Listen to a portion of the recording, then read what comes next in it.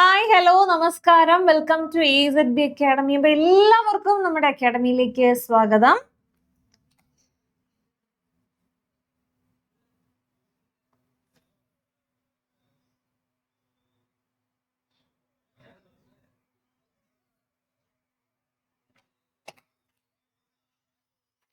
Hi hello നമസ്കാരം welcome to AZB academy. എല്ലാവർക്കും AZB അക്കാഡമിയിലേക്ക് സ്വാഗതം. സോ നമ്മുടെ ഗ്രൂപ്പ് ഡി 2026 നോട്ടിഫിക്കേഷൻ കാത്തിരിക്കുന്ന ഒരുപാട് പേരുണ്ടാകും. അവരുടെ കഴിഞ്ഞ വർഷത്തെ 2025 എക്സാം ഇതുവരെയും കഴിഞ്ഞിട്ടില്ല അല്ലെ. ഫെബ്രുവരി കുറച്ച് ദിവസം കൂടിയിട്ട് നിങ്ങൾക്ക് എക്സാംസ് ഉണ്ട്. അപ്പൊ ആ എക്സാം കഴിയുന്നതിന് മുൻപേ അടുത്ത എക്സാമോ അത് കഴിയുന്നതിന് മുൻപ് തന്നെ ഗ്രൂപ്പ് ഡി 2026 നോട്ടിഫിക്കേഷൻ വരും ദിവസങ്ങളിൽ എക്സാക്ട് പറയുകയാണെങ്കിൽ കഴിഞ്ഞ 21 വരേണ്ടിയിരുന്നതാണ്. അപ്പൊ ഇനി ജനുവരി അവസാനത്തോടു കൂടി ജനുവരി 30 ഗ്രൂപ്പ് ഡി 2026 നോട്ടിഫിക്കേഷൻ വരും. അപ്പൊ എല്ലാവരും അപ്ലൈ ചെയ്യാനൊക്കെ റെഡി ആയിരിക്കുക. ഫോം ഫില്ല് ചെയ്യാൻ ആവശ്യമുള്ള കാര്യങ്ങളെല്ലാം സെറ്റാക്കി റെഡിയാക്കി വെക്കാം.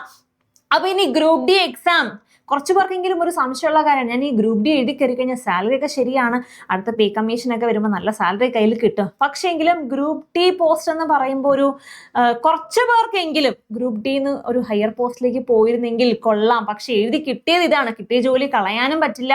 പക്ഷെ ഇതിൽ പ്രൊമോഷൻ സാധ്യതയുണ്ടോ? എന്നും ഇതേ പോസ്റ്റിൽ തന്നെ ഇരിക്കേണ്ടി വരുമോ? അല്ലെങ്കിൽ ഹൈ പോസ്റ്റിലേക്ക് പോകാമോ? മറ്റ് ഡിപ്പാർട്ട്മെന്റിലേക്ക് പോകാൻ സാധിക്കുമോ?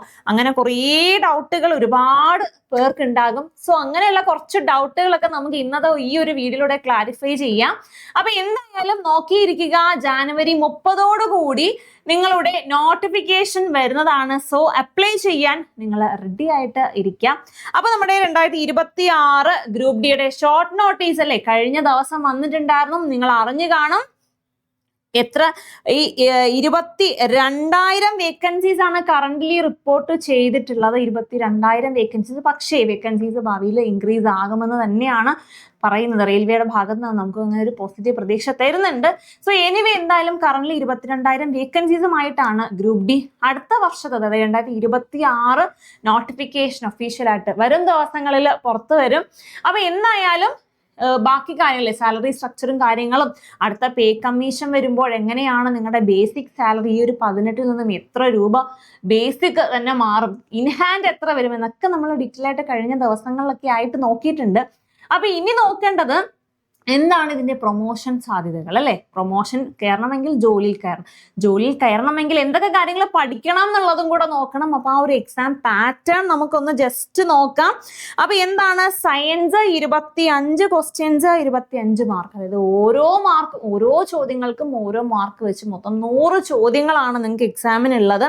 അപ്പൊ മാത്സ് 25 ചോദ്യങ്ങളുണ്ട്, അതുപോലെ റീസണിങ് 30 ചോദ്യങ്ങളുണ്ട്, ആൻഡ് കറണ്ട് അഫയേഴ്സും ജനറൽ അവയർനെസ്സും കൂടിയിട്ട് 20 ചോദ്യങ്ങൾ. മൊത്തം 100 ക്വസ്റ്റ്യൻസ് 100 മാർക്കിന് 90 മിനിറ്റ് ആണ് നിങ്ങളുടെ എക്സാം. അതായത് 1.5 മണിക്കൂർ നീളുന്ന ഒരൊറ്റ ടയർ എക്സാം മാത്രമേ ഉള്ളൂ. ഇത് ഏകദേശം ഇതൊക്കെ പഠിച്ച് ഒരുവിധം എല്ലാം സെറ്റാക്കി വെക്കുകയാണ്. ഈ ഒരു ടയർ ക്ലിയർ ചെയ്ത് കഴിഞ്ഞാൽ സെപ്പറേറ്റ് ടയറുകളൊന്നും ഇല്ല, ഒരൊറ്റ ടയറുള്ളൂ. പിന്നെ ഫിസിക്കൽ മെഡിക്കൽ അങ്ങനെയുള്ള കാര്യങ്ങളൊക്കെ ഉള്ളത് വലിയ ടഫായിട്ടുള്ളതൊന്നും അല്ല നിങ്ങൾക്ക്.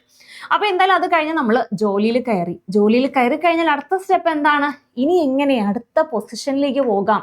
അടുത്ത എക്സാമുകൾ ഉണ്ടോ? എഴുതാൻ പറ്റുന്ന എക്സാംസ് എന്തെങ്കിലും ഉണ്ടോ? എങ്ങനെയാണ് എനിക്ക് എൻ്റെ പ്രൊമോഷൻ ഈ ഒരു പോസ്റ്റിൽ നിന്ന് മാറി അടുത്ത പോസ്റ്റിലേക്ക് മാറാൻ സാധിക്കുമോ? തീർച്ചയായിട്ടും സാധിക്കും. പ്രൊമോഷൻ സാധ്യതകൾ എല്ലാ റെയിൽവേ എക്സാംസിനും ഉണ്ടായിരിക്കും. അതുപോലെ തന്നെ നമ്മുടെ ഗ്രൂപ്പ് ഡിക്കും എന്തുണ്ട്? പ്രൊമോഷൻ പോസിബിലിറ്റീസ് എല്ലാം നല്ല രീതിയിലുണ്ട്. ഒരു കോമൺ ഒരു പോസിബിലിറ്റി എന്ന് പറഞ്ഞാൽ സീനിയോറിറ്റി ബേസ് ചെയ്തല്ലേ. നമ്മൾ ഏതൊരു സ്ഥാപനത്തിൽ ജോലിക്ക് പോയി കഴിഞ്ഞാലും സീനിയോറിറ്റി അനുസരിച്ച് കുറച്ച് ടൈം കഴിയുമ്പോൾ അടുത്ത പോസ്റ്റ് എന്നിരുന്നാലും അതിനൊരു ലിമിറ്റ് ഉണ്ട്.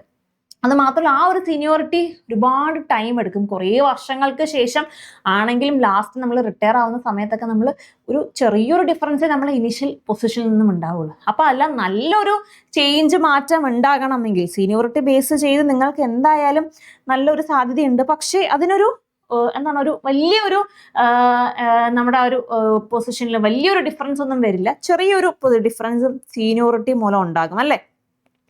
പിന്നീടുള്ളതെന്ന് പറഞ്ഞാൽ റിട്ടേൺ എക്സാംസ് ഉണ്ടാകും. അപ്പൊ അങ്ങനെയുള്ള എക്സാംസ് ഏതെങ്കിലും ഒക്കെ ഉണ്ടോ? എക്സാംസ് ഉണ്ട്.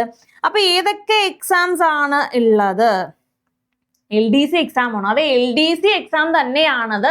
ലിമിറ്റഡ് ഡിപ്പാർട്ട്മെന്റൽ കോമ്പറ്റീറ്റീവ് എക്സാം എന്നാണ് ഈ ഒരു LDC എക്സാം എന്ന് പറഞ്ഞാൽ. ഡിപ്പാർട്ട്മെന്റൽ കോമ്പറ്റീറ്റീവ് എക്സാം അല്ലെ, ലിമിറ്റഡ് ഡിപ്പാർട്ട്മെന്റൽ കോമ്പറ്റീറ്റീവ് എക്സാം. അതായത് നിങ്ങളുള്ള അതേ ഡിപ്പാർട്ട്മെന്റിൽ തന്നെ ഹയർ പോസ്റ്റിലേക്ക് നിങ്ങൾക്ക് എക്സാം എഴുതിയിട്ട് പോകാനായിട്ട് സാധിക്കും. അപ്പൊ ഇത് ഈ ഒരു എക്സാം എഴുതണം എന്നുണ്ടെങ്കിൽ മിനിമം നിങ്ങൾ എത്ര വർഷം റെയിൽവേയിൽ സർവീസ് ചെയ്തിരിക്കണം എന്നുള്ളത് മസ്റ്റാണ്. മോസ്റ്റ് കോമൺലി ഒരു 3 വർഷമെങ്കിലും നിങ്ങൾ റെയിൽവേ സർവീസിൽ ജോലിയിൽ ഉണ്ടായിരിക്കണം.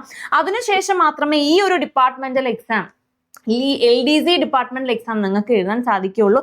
അപ്പൊ ഈ ഒരു എക്സാമിന് മിനിമം ഒരു 3 വർഷമെങ്കിലും നിങ്ങൾ ജോലിയിൽ റെയിൽവേയിൽ സർവീസ് ഉണ്ടായിരിക്കണം. അതുപോലെ തന്നെ സെയിം ഡിപ്പാർട്ട്മെന്റിൽ തന്നെ എന്താണ് ഹയർ പോസ്റ്റിലേക്ക് നിങ്ങൾക്ക് അപ്ലൈ ചെയ്യാനായിട്ട് സാധിക്കും. പിന്നെ ഇതിനൊരു ഡിമെറിറ്റ് എന്ന് പറഞ്ഞാൽ പുറത്തു നിന്നുള്ളവർക്ക്, ഡിമെറിറ്റില്ല അതിലുള്ളവർക്ക് ഒരു അഡ്വാൻറ്റേജ് ആണ്, പുറത്തു നിന്നുള്ളവർക്ക് അപ്ലൈ ചെയ്യാൻ പറ്റില്ല. അതുകൊണ്ട് തന്നെ ഇതിന് കോമ്പറ്റീഷൻ കുറവായിരിക്കും.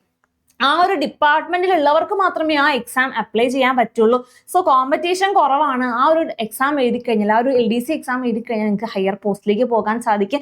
എക്സാമ്പിൾ പറയുകയാണെങ്കിൽ നമ്മൾ ഗ്രൂപ്പ് ഡി ഇലക്ട്രിക്കലിൽ കയറിയ ഒരാൾക്ക്, നിങ്ങൾ ഇലക്ട്രിക്കലാണ് കയറിയതെങ്കിൽ നിങ്ങൾക്ക് ഈ ഒരു എക്സാം എഴുതിയിട്ട് എങ്ങ് വരെ പോകാം? ഇലക്ട്രിക്കൽ ജൂനിയർ എഞ്ചിനീയർ പോസ്റ്റിലേക്ക് വരെ നിങ്ങൾക്ക് പോകാനായിട്ട് സാധിക്കും. അപ്പോൾ സെയിം ഡിപ്പാർട്ട്മെന്റിൽ തന്നെ ഹയർ പോസ്റ്റിലേക്ക് ഈ ഒരു എക്സാം വഴി നിങ്ങൾക്ക് കയറാൻ സാധിക്കും. ഇനി സെയിം ഡിപ്പാർട്ട്മെന്റ് വേണ്ട, എനിക്ക് ഈ ഒരു ഡിപ്പാർട്ട്മെന്റ് വേണ്ട, പകരം ഞാൻ ഗ്രൂപ്പ് ഡിയിൽ കയറി, പക്ഷെ എൻ്റെ നോട്ടം എനിക്ക് സ്റ്റേഷൻ മാസ്റ്റർ ആവണം, സാധിക്കുമോ? അതിനും വഴിയുണ്ട്, റെയിൽവേ ഒരുക്കുന്നുണ്ട്. അതിന്റെ എക്സാം ഏതാണ്? അത് GDC എക്സാം ആണ്. GDC എക്സാമിനേഷൻ, അതായത് general departmental competitive examination. Same department അല്ല, മറ്റൊരു ഡിപ്പാർട്ട്മെന്റിലേക്കുള്ള എക്സാം എഴുതി നിങ്ങൾക്ക് പോകാൻ സാധിക്കും. എന്താ, നോട്ടിഫിക്കേഷൻ വരുമ്പോൾ തന്നെ ഓരോ എക്സാംസിന്റെയും ഈ NTPCയുടെ ഒക്കെ നോട്ടിഫിക്കേഷൻ വരുമ്പോൾ തന്നെ ഈ GDC എക്സാം നിങ്ങൾക്ക് ചെയ്യാൻ സാധിക്കും. എന്താണ്, മറ്റ് ഡിപ്പാർട്ട്മെന്റിലേക്ക് എക്സാം അപ്ലൈ ചെയ്യാനായിട്ട് സാധിക്കും അല്ലെ. ഇതിന് ഇത്ര വർഷം, നമ്മൾ LDCക്ക് പറഞ്ഞ മിനിമം 3 വർഷം സർവീസിൽ ഇരുന്നവർക്ക് മാത്രമേ ആ ഒരു എക്സാം LDC എക്സാം അപ്ലൈ ചെയ്യാൻ പറ്റുള്ളൂ. പക്ഷേ GDC കേസ് അതല്ല. നിങ്ങൾ ഗ്രൂപ്പ് ഡി ജോയിൻ ചെയ്തു ഉടനെ തന്നെ നോട്ടിഫിക്കേഷൻ വന്നിട്ടുണ്ടെങ്കിൽ ഉടനെ തന്നെ നിങ്ങൾക്ക് GDC എക്സാം എഴുതാം. പക്ഷേ നിങ്ങൾ ആ ഒരു എക്സാമിന് വേണ്ടിയിട്ടുള്ള ക്വാളിഫിക്കേഷൻ, ആ ഒരു പ്രിസ്ക്രൈബ് ക്വാളിഫിക്കേഷൻ നിങ്ങൾക്ക് ഉണ്ടായിരിക്കണം. അപ്പൊ JEE ആണെന്നുണ്ടെങ്കിൽ JEEയുടെ ക്വാളിഫിക്കേഷൻ നിങ്ങൾക്ക് ഉണ്ടായിരിക്കണം. സ്റ്റേഷൻ മാസ്റ്റർ ആവണം എന്നുണ്ടെങ്കിൽ സ്റ്റേഷൻ മാസ്റ്ററിന്റെ ഡിഗ്രി ക്വാളിഫിക്കേഷൻ ഉണ്ടാകണം. ALP ആണെന്നുണ്ടെങ്കിൽ ടെക്നീഷ്യന്റെ ALPയുടെ എന്താണ് ലോക്കോ പൈലറ്റിന്റെ ക്വാളിഫിക്കേഷൻ നിങ്ങൾക്ക് ഉണ്ടെങ്കിൽ ഈ ഒരു ജനറൽ ഡിപ്പാർട്ട്മെന്റൽ കോമ്പറ്റീറ്റീവ് എക്സാം എഴുതി കഴിഞ്ഞാൽ നിങ്ങൾക്ക് മറ്റ് ഡിപ്പാർട്ട്മെന്റിലെ ഹയർ പോസ്റ്റിലേക്ക് പോകാനായിട്ട് സാധിക്കും. ഇതിന്റെ ഏറ്റവും ഒരു പ്ലസ് പോയിന്റ് എന്ന് പറഞ്ഞാൽ ഇത്ര വർഷത്തെ സർവീസ് ഈ എക്സാം എഴുതാൻ പൂർത്തിയാക്കണം എന്നില്ല. ഉടനെ തന്നെ നിങ്ങൾ ജോയിൻ ചെയ്ത് ഉടനെ തന്നെ നിങ്ങൾക്ക് ആ ഡിസൈഡ് ക്വാളിഫിക്കേഷൻ ഉണ്ടെന്നുണ്ടെങ്കിൽ ആ ഒരു എക്സാം എഴുതി ഹയർ പോസ്റ്റിലേക്ക് പോകാം. അപ്പൊ ഇനി ഗ്രൂപ്പ് ഡി തന്നെ ഇരിക്കും, അതുകൊണ്ട് ഞാൻ ഈ ഗ്രൂപ്പ് ഡി എഴുതുന്നില്ല എന്ന് പറയുന്ന ഒരുപാട് പേരുണ്ട്. അപ്പൊ അവരൊക്കെ ഇതൊന്ന് ശ്രദ്ധിക്കുക. ഗ്രൂപ്പ് ഡിയിൽ കയറി കഴിഞ്ഞ് ഉടനെ തന്നെ നിങ്ങൾക്ക് പല ഡിപ്പാർട്ട്മെന്റ് എക്സാം LDC GDC ഒക്കെ എഴുതി കഴിഞ്ഞാൽ ഹയർ പോസ്റ്റുകളിലേക്ക്, അതും സ്റ്റേഷൻ മാസ്റ്റർ NTPC പോസ്റ്റിലേക്ക് വരെ നിങ്ങൾക്ക് പോകാൻ സാധിക്കും. സോ കിട്ടണ ചാൻസ് കളയണ്ട. നോട്ടിഫിക്കേഷൻ വരുമ്പോൾ ഉടനെ തന്നെ അപ്ലൈ ചെയ്യുക, പ്രിപ്പയർ ചെയ്യുക, ദെൻ എക്സാംസ് എഴുതി ഹയർ പോസ്റ്റിലേക്ക് പോകാം. സെയിം ഡിപ്പാർട്ട്മെന്റ് വേണോ, സെയിം ഡിപ്പാർട്ട്മെന്റിലേക്ക് പോകാം, അല്ലെങ്കിൽ മറ്റ് ഡിപ്പാർട്ട്മെന്റിലേക്ക് നിങ്ങൾക്ക് പോകാനായിട്ട് സാധിക്കും. അപ്പൊ ഇനി നോട്ടിഫിക്കേഷൻ വന്നാൽ ഉടനെ എന്ത് ചെയ്യുക? അപ്ലൈ ചെയ്യുക, പഠിച്ചു തുടങ്ങുക, നന്നായിട്ട് എക്സാം അറ്റൻഡ് ചെയ്യുക, നിങ്ങൾക്ക് വേണ്ട ഡിപ്പാർട്ട്മെന്റൽ ടെസ്റ്റ് എഴുതിയിട്ട് കയറി പോവുക, ലൈഫ് സെറ്റ് ആക്കുക. അപ്പൊ എന്തായാലും നന്നായിട്ട് നിങ്ങൾ ആ ഒരു നോട്ടിഫിക്കേഷന് വേണ്ടിയിട്ട് റെഡി ആയിട്ടിരിക്കുക. അപ്പൊ ഞങ്ങളും ഇവിടെ റെഡി ആയിട്ട്, ഞങ്ങളുടെ ടീമും ഇവിടെ റെഡി ആയിട്ട് ഇരിപ്പുണ്ട്. ഗ്രൂപ്പ് ഡി നോട്ടിഫിക്കേഷൻ വന്നു കഴിഞ്ഞാൽ നിങ്ങളെ റെഡിയാക്കാനായിട്ട്, നിങ്ങളുടെ എക്സാമിന് വേണ്ടിയിട്ട്, നിങ്ങളെ പ്രിപ്പയർ ആക്കാൻ വേണ്ടിയിട്ട് ഇവിടെ നമ്മുടെ ടീമും റെഡിയാണ്, വെൽ സെറ്റ് ആണ്. അപ്പോൾ മലയാളത്തിലും ഇംഗ്ലീഷിലും ക്ലാസ്സസ് പ്രൊവൈഡ് ചെയ്തുകൊണ്ട് AZB അക്കാഡമിയുടെ ഗ്രൂപ്പ് ഡി ബാച്ച് ലോഞ്ച് ചെയ്ത് കഴിഞ്ഞു. അപ്പൊ എത്രയും പെട്ടെന്ന് ആപ്ലിക്കേഷൻ നോട്ടിഫിക്കേഷൻ വരുന്നത് വരെ നിങ്ങൾ വെയിറ്റ് ചെയ്യേണ്ട. അതിന് മുൻപ് തന്നെ നിങ്ങളുടെ സീറ്റ് നിങ്ങൾ സെറ്റാക്കി വെക്കുക, റെഡിയാക്കി വെക്കുക, ഫിക്സ് ആക്കി വെക്കുക. അപ്പൊ എന്തായാലും ഇനിയും മറ്റൊരു വീഡിയോയിലൂടെ കാണാം. Thank you, bye bye.